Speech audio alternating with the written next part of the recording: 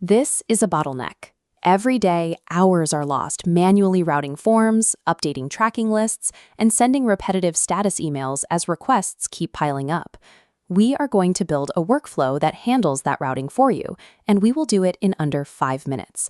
To follow along, you'll need an active Microsoft 365 account, a sample SharePoint list to hold your data, and Microsoft Teams to receive the final notifications. This flowchart is our blueprint. We map a path from a new SharePoint request to a Teams notification. The process starts with a trigger, pulls item details for an approval email, and enters decision logic based on the manager's response. By translating a manual process into this standardized structure, you ensure every request follows the exact same path every time. Step 1 is to navigate to your Power Automate creation dashboard. From the menu, select Automated Cloud Flow. Before moving forward, give your project a descriptive title, like Employee Request Approval Flow. If you leave the default name, you'll struggle to identify this flow as you build more. This graphic illustrates our trigger. A trigger is the event that starts the automation. In this case, the moment a new data row appears in your SharePoint list, it fires a signal that tells the system to begin. Configure this trigger by selecting your SharePoint site from the drop-down menu and connecting it to your target list. Operational step.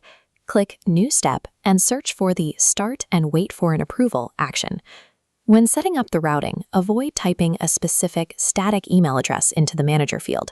This makes the flow rigid and difficult to update if the manager changes. Instead, use the Dynamic Content menu and select the token labeled Manager Email. This tells the flow to look at the specific person associated with whichever SharePoint item triggered the run.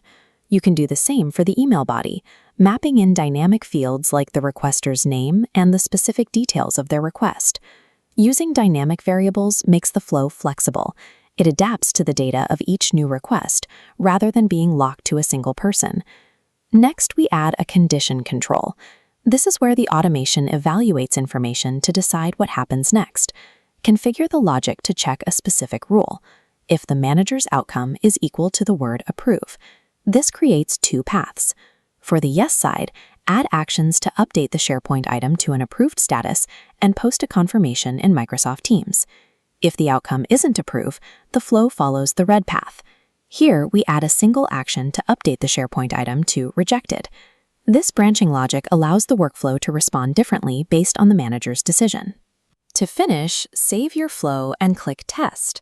Then, switch to SharePoint and create a new list item to see the automation in action. Return to Power Automate and look at the Run History dashboard to watch the flow process your data.